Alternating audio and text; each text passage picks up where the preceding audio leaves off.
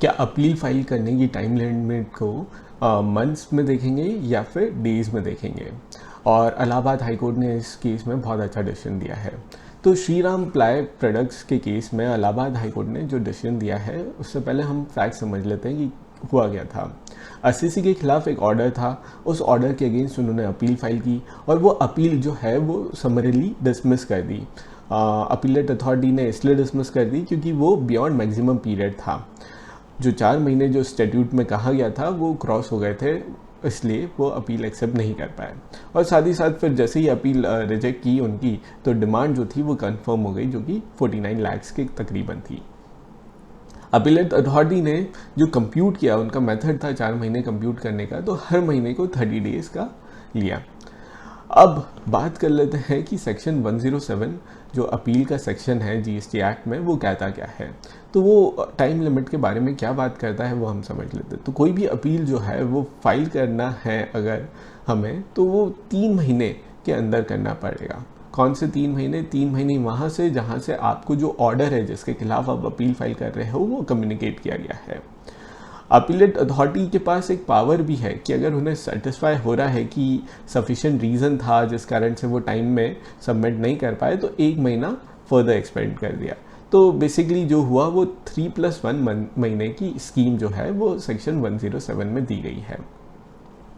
यहाँ पे जो कोर्ट ने ऑर्डर दिया है वो बोला है कि अगर सिंपल जो सेक्शन 107 को पढ़ा जाए तो वो 120 डेज़ की बात नहीं कर रहा है, वो 4 मंथ्स की बात कर रहा है। और डिपेंडिंग अपॉन मंथ्स कैसे गिने जाए, तो वो कभी 121 डेज़ होंगे और 122 डेज़ होंगे, क्योंकि 31st जो है 31 डेज़ भी किसी ना किसी मंथ में आता है। तो या तो 121 डेज़ होंगे या 122 डेज़ होंगे, जो अगर आपको डेज से ही गिनना है तो। और यहाँ पे इस केस में एससीसी ने 121st डे पे अपील फाइल कर दी थी। और साथ ही साथ यहाँ पे अपीलेट अथॉरिटी ने एक गलती की कि उन्होंने समरली डिसमिस किया, मेरिट पे डिसमिस नहीं किया।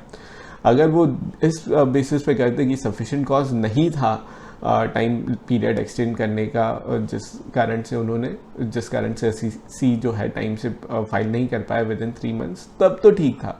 इन्होंने समरली डिसमिस कर दिया क्योंकि 120 डेज के बियॉन्ड हो गया, यानी कि अपनी पावर्स नहीं है अपीलेट अथॉरिटी की अपील एक्सेप्ट करने की। उस बेसिस पे किया तो वो गलत है। इलाहाबाद हाई कोर्ट ने जो है अपील को वापस से रिस्टोर किया, उसी ओरिजिनल नंबर पे रिस्टोर किया और अपीलेट अथॉरिटी को बोला कि इस केस में आप मेरिट पे डिसाइड करो और इस पे जल्दी डिसीजन दो।